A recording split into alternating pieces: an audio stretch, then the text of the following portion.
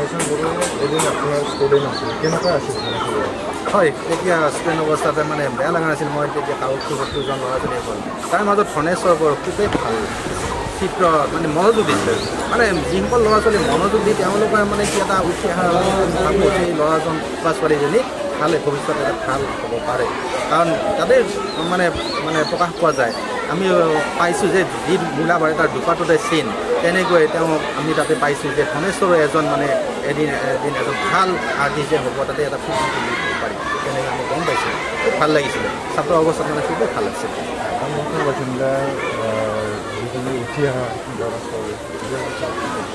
হয় মই এইখিনি ক'ব পাৰোঁ তামোলপুৰৰ বাসিন্দা যিখিনি উঠি অহা ল'ৰা ছোৱালী তেওঁলোকে যেন এনেকৈ আগ্ৰহী হয় আৰ্টৰ জৰিয়তে যাতে ওপৰলৈ উঠি যাব পাৰে বা গাৰ্জেনসকলকো মই আহ্বান কৰোঁ যাতে তেওঁলোকে এই আৰ্টক বেছি মানে নগণ্য বুলি নাভাবি এটা ভাল পদক্ষেপ লোৱা বুলি ভাবি আগবাঢ়ি আহে আৰ্টৰ জৰিয়তে মানে কি ডিচিপ্লিন মানে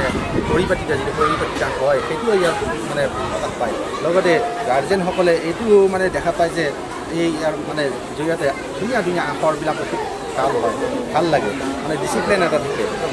যিয়ে নহওক মই সকলোৱে ক'ব বিচাৰোঁ যাতে এনেকৈ আৰ্ট স্কুলত দি লাহে লাহে যাতে আকৌ আৰ্ট কলেজত নিব পাৰে সেইটো এটা আশা ৰাখিছোঁ